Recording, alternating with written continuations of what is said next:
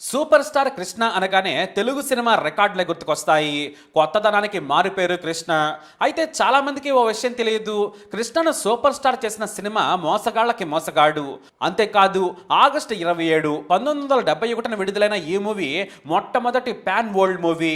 Sholay cinema కన్నా ముందే బాలీవుడ్ను షేక్ చేసిన మూవీ ఇది. ఇప్పుడు చాలా మంది pan India star, global star అని చెప్పుకుంటున్నారు.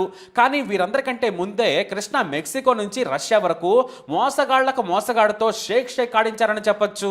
ఈ సినిమా తనకే కాదు, యావత్ తెలుగు సినిమాను గ్లోబల్ మ్యాప్ పై తెలుగు మూవీస్ కూడా ఉన్నాయని చూపించిన సినిమా. తమిళ్ నుంచి హిందీ వరకు దర్శకులు, హీరోలంతా కూడా యాగబడి ఈ సినిమా చూశారు. ఎందుకంటే స్వామి కెమెరా పనితనం చూసి ఎవరబ్బా ఎలా తీశారనుకున్నారు.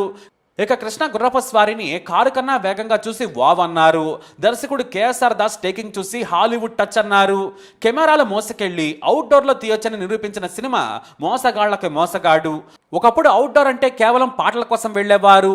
కానీ ఏకంగా యాక్షన్ సీక్వెన్స్లకు, సీన్లకు అనుగుణంగా రియల్ టైం లొకేషన్స్ కావాలని తీసిన సినిమా మోసగాళ్లకు మోసగాడు. తెలుగు సినిమా రికార్డులు బద్దలు చేసిన మొదటి కౌబాయ్ ఇండియన్ సినిమా.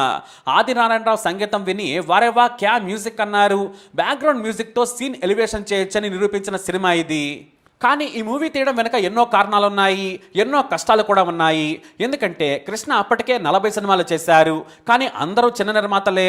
కేవలం 3 లక్షల బడ్జెట్తో సినిమాలు తీయాలనుకునే వారంతా కూడా కృష్ణ దగ్గరకు వచ్చేవారు. ఇక సినిమా క్వాలిటీ పెద్దగా ఉండేది కాదు. కథాబలమే కృష్ణ సినిమాలు హిట్ కావడానికి కారణం.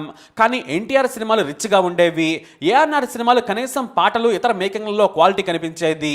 ఎన్టీఆర్ సినిమాలు 10 లక్షల్లో తీస్తే కృష్ణ సినిమాలు కేవలం 3 లక్షల్లోపే తీసేసేవారు. దాదాపు 3 తక్కువ. కొన్ని ఎన్టీఆర్ సినిమాలు అయితే 15 లక్షలు పెట్టి తీసిన సినిమాలు కూడా ఉన్నాయి. దీంతో తాను ఇలా ఉంటే స్టార్ కాలేను, చిన్న నిర్మాతల చిన్న హీరోగా మిగిలిపోతాను అనుకున్నారు కృష్ణ. దీంతో తానే నిర్మాతగా మారి రిచ్గా సినిమాలు చేయాలి, తెలుగులో ఏ హీరో చేయలేని మూవీస్ చేయాలనుకున్నారు. సినిమా తీస్తే ప్రేక్షకుడు మైమరిచిపోవాలనుకున్నారు ఆయన. అందుకే 1971లో తన సోదరులైన ఆదిశేషగిరిరావు, హనుమంతరావులతో కలిసి పద్మాలయ స్టూడియోస్ను ఏర్పాటు చేశారు. ఆ బ్యానర్లో తీసిన మొదటి సినిమా అగ్ని పరీక్ష. కానీ ఆ సినిమా హిట్ కాలేదు, అలాని ఆర్థికంగా నష్టపరచలేదు. దీంతో కృష్ణ మళ్ళీ ఆలోచనలో పడ్డారు.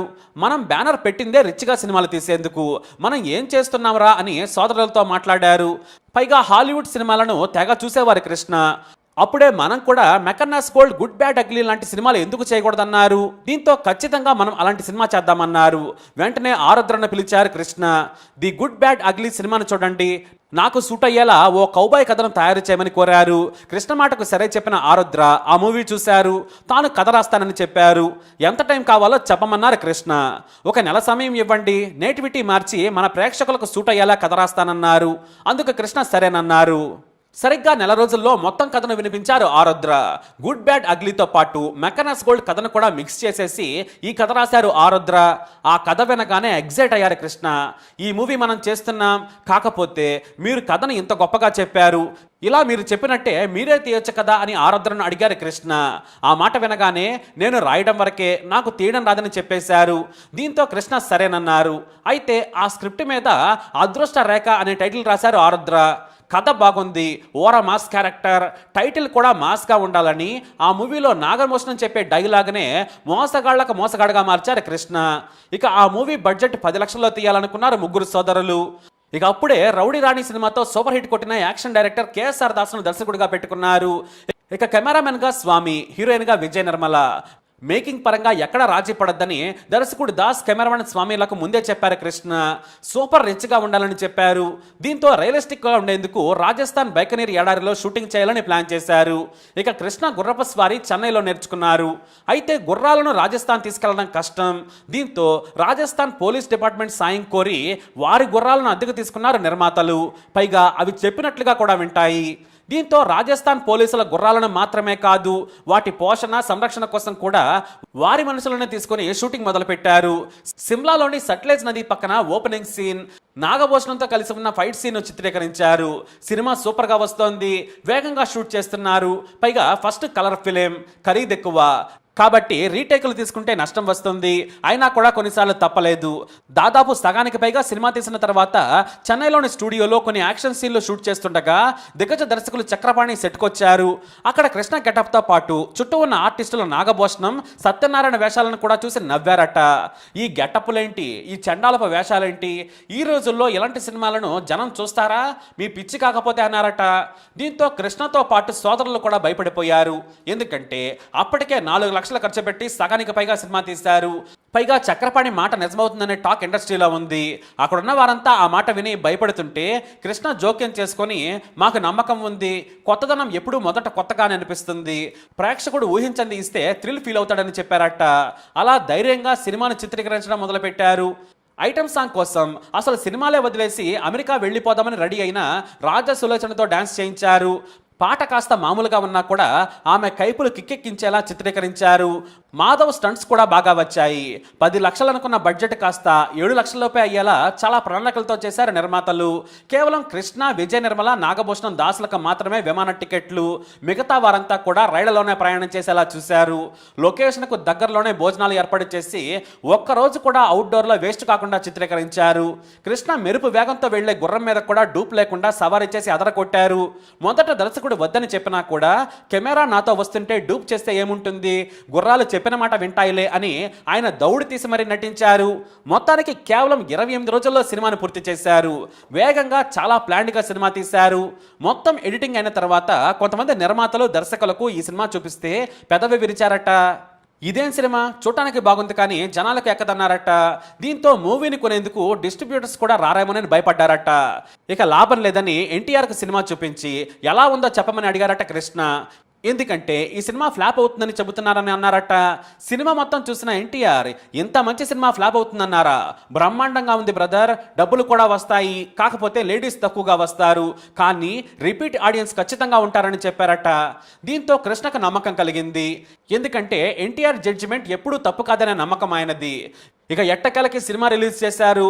సినిమా రిలీజ్ అయ్యాక జనం థియేటర్ల దగ్గర క్యూలు కట్టేశారు. టికెట్లు దొరక్క బట్టలు చించుకునేలా సినిమా హిట్ అయింది. సినిమా అంటే ఎలా ఉండాలని కృష్ణను ఆకాశానికి ఎత్తేశారు జనం. ఇటు జర్నలిస్టులు కూడా సాహసాలు చేయాలంటే కృష్ణ మాత్రమే అని పొగిడేశారు. 7 లక్షలతో తీసిన ఈ మూవీకి దాదాపుగా 50 లక్షలు వచ్చాయి. కృష్ణ స్టార్ హీరోనే కాదు, మాస్ హీరో అయిపోయాడు. ఒకేసారి 10 సినిమాలకు సంతకాలు చేసేసాడు. అది కూడా భారీ బడ్జెట్ సినిమాలకు. పెద్ద దర్శకులు కూడా సినిమాలు తీసేందుకు ముందుకొచ్చేశారు. మొత్తానికి కృష్ణ స్టార్ హీరో అయ్యారు, యాక్షన్ హీరో అయ్యారు. విజయ నిర్మల కూడా స్టార్గా ఎదిగిపోయారు. ఈ సినిమాను ఎన్నో భాషల్లోకి అనువదించారు. మలయాళం నుంచి హిందీ వరకు అన్నిట్లోనూ సూపర్ హిట్. కెమెరామెన్ స్వామి పనితీరుకు కూడా జాతీయ స్థాయిలో గుర్తింపు వచ్చింది. కెమెరాను టైర్లో బిగించి మరీ తీశారు. 8 ఆకారంలో ట్రాక్ వేసి కొన్ని యాక్షన్ సీన్లు షూట్ చేశారు. కారు మీద, గుర్రం మీద ఇలా తనకు నచ్చిన విధంగా స్వేచ్ఛగా సినిమా తీశారు స్వామి. దాస్తో పాటు స్వామి కెమెరా పనితనం సినిమాకు హాలీవుడ్ లుక్ తీసుకొచ్చింది. ఇక బ్యాక్గ్రౌండ్ మ్యూజిక్ గురించి చెప్పనక్కర్లేదు. మొత్తానికి సినిమాను చాలా క్రిస్ట్గా, వేగంగా ఉండేలా ప్లాన్ చేశారు దాస్. ఎక్కడ కూడా కథ డీవియేట్ కాకూడదు, ప్రేక్షకుడు కన్ఫ్యూజ్ కాకూడదని చాలా వేగంగా సినిమా నడిచేలా తీశారు. అన్ని చోట్ల హిట్ కావడంతో హనుమంతరావు, ఆదిశేషగిరిరావులు ఇంగ్లీష్లో విడుదల చేద్దామని కృష్ణ మీద ఒత్తిడి తేవడంతో సరేనన్నారు. లాస్ ఏంజల్స్కి వెళ్ళి ఓ ప్రముఖ రచయితతో సినిమా డైలాగ్స్ రాయించుకున్నారు. ఆ తర్వాత చెన్నైలోని ఇంగ్లీష్ వచ్చిన ఆర్టిస్టులతో అనువదించారు. ఈ హాలీవుడ్ డబ్బింగ్ వెర్షన్కు కృష్ణనే ఎడిటర్గా కూర్చొని మరీ సినిమాను కంటనరకు కుదించారు. దాదాపుగా 150 దేశాల్లో సినిమా రిలీజ్ అయి సంచలన విజయం సాధించింది. హాలీవుడ్ మూవీలా ఉందని అంతా పొగిడారు. పాన్ ఇండియా నుంచి గ్లోబల్ రేంజ్కి ఎదిగింది. బాలీవుడ్ దర్శకులు సైతం సినిమా తీస్తే ఎలా ఉండాలనుకున్నారు. దేశం మొత్తం కృష్ణ గురించి, మోసగాళ్లకు మోసగాడి గురించి చెప్పుకునేలా చేశారు. ఈ సినిమాతో పద్మాలయ బ్యానర్ మాత్రమే కాదు, కృష్ణ సోదరులు కూడా సెటిల్ అయిపోయారు. ఇక ముఖ్యంగా ఈ సినిమా పేరు చెప్పగానే ఎవరికైనా టక్కున గుర్తొచ్చే పేరు నాగభూషణం. జుత్తుల మారి నక్క పాత్ర, అందితే జుట్టు లేకపోతే కాళ్ళు పట్టుకునే సిగ్గు శరం లేని పాత్ర. ఆ రోజుల్లో అలాంటి వాళ్ళు వేళ్ల మీద లెక్క పెట్టే సంఖ్యలో ఉండేవారు. అందుకే ఆ క్యారెక్టర్కి విపరీతమైన పేరు వచ్చింది. అంతేకాదు ఆ తర్వాత నుంచి ఎవరు కౌబాయ్ సినిమా తీసినా కూడా అలాంటి క్యారెక్టర్ పక్కాగా ఉండేలా తీసుకున్నారు. ఇక ఈ సినిమా స్పెషాలిటీ ఏంటంటే హిట్ సినిమాకి ఆటోమేటిక్గా పాటలు హిట్ అవుతాయి, కానీ సినిమా అంతా మాత్రం పాటలు హిట్ కాలేదు. బ్యాక్గ్రౌండ్ మ్యూజిక్ మాత్రం అదుర్సని చెప్పాలి. అప్పట్లో ఆ తుపాకీ గుళ్ళ సౌండ్ వింటేనే థ్రిల్లింగ్ అనిపిస్తూ ఉంటుంది. మొత్తానికి ఈ సినిమా ఎంత హిట్ అంటే రిలీజ్ మాత్రమే కాదు, రీ రిలీజ్ కూడా చేశారు. ఇక 100 డేస్ ఫంక్షన్ను చెన్నైలోని అశోక హోటల్లో నిర్వహించారు కృష్ణ. ఆ వేడుకకు శోభన్ బాబు, కృష్ణరాజులు ముఖ్య అతిథులు. ఇక విజయ నిర్మల నుంచి కాంచన, గీతాంజలి వరకు ఎంతో మంది హాజరయ్యారు. కొసమెరుపు ఏంటంటే ఈ సినిమా 100 రోజుల వేడుకలో ఈ సినిమాలో నటించిన పనిచేసిన వారందరికీ కూడా షీల్డ్లతో పాటు బంగారు ఉంగరాలను కూడా కానుకగా ఇచ్చారు కృష్ణ. ఇది మోసగాళ్ళకి మోసగాడు ఫ్లాష్ బ్యాక్. మరి ఈ సినిమాపై మీ అభిప్రాయాన్ని కమెంట్ ద్వారా తెలియజేయండి. ఇలాంటి ఇన్ఫర్మేషన్స్ కోసం వీడియో లైక్ చేయండి, షేర్ చేయండి, మా ఛానల్ని సబ్స్క్రైబ్ చేసుకోండి.